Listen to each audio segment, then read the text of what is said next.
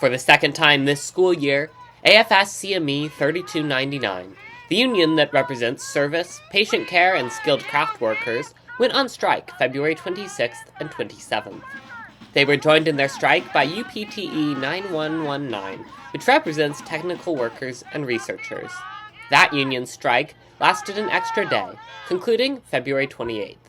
They're trying to silence us from speaking about our working conditions and not addressing what's at the core of staff and retention for our staff here at UCLA and across the state.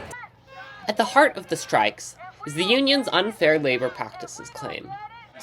That is always a kind of strike that you undertake when your employer has violated the terms of your contract in a systematic way. And so, as far as I understand it, the university has not been bargaining in good faith, and the workers want to negotiate. They want to get the contract they deserve, but the university is not treating them as equal partners in this relationship.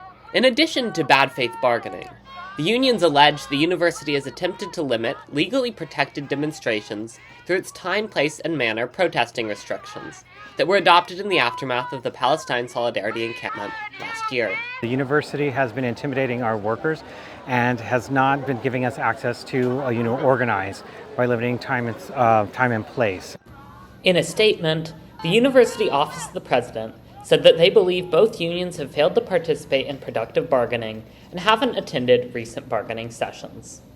Strikers marched through Westwood and across the UCLA campus, chanting loudly in an effort to call attention to their strike.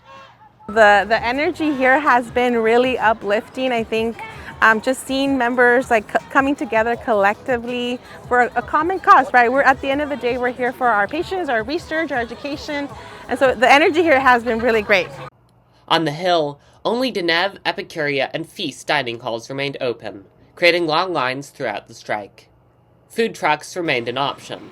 A lot of the same places aren't open, but I think it's worth it. Yeah. I don't think, it may be inconvenient temporarily. I think in the long run, that's the point of strikes. They're supposed to be inconvenient in order to remind whatever institution, university, whatever, the power that the people do have. A group of students at the picket line was offering information to their peers about how to be in solidarity with the strike.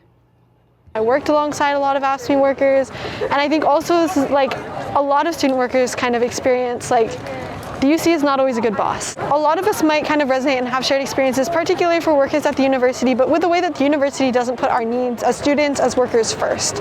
Professors like John Brandstetter use the strike as a learning opportunity for their classes. One of the principles in the class is that, nothing is compulsory. It's fundamentally an anti-authoritarian, pedagogy that we're using. And so somebody proposed, hey, we should do class down by the picket. We can learn about the relationship between strikes and anarchist political theory. We can talk about the labor movement. And so, I'm always happy to do what they will find most useful and interesting. Martinez shared a story about a friend who used to work for the university, but had been struggling under high gas prices. She couldn't afford to make it to work, and she had to make a choice between feeding her family or, having gas to come to work. And so what ended up happening is sometimes she ended up sleeping in her car, right? So, she has ultimately left the university. At the end of the day, however, many strikers would rather be working. But they feel that the university has created a situation where they cannot continue to do so. We love what we do in this institution, and that's why we want to make sure that we're taking care of the workers, right? We want to be here. We want to be providing patient care. And so they've left us no choice.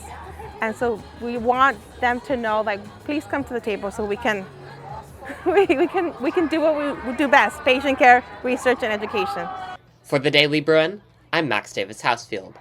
Victor Ayaay, Katie Chavez, Verna Chen, Luca Falvo, and Madeline contributed to this report.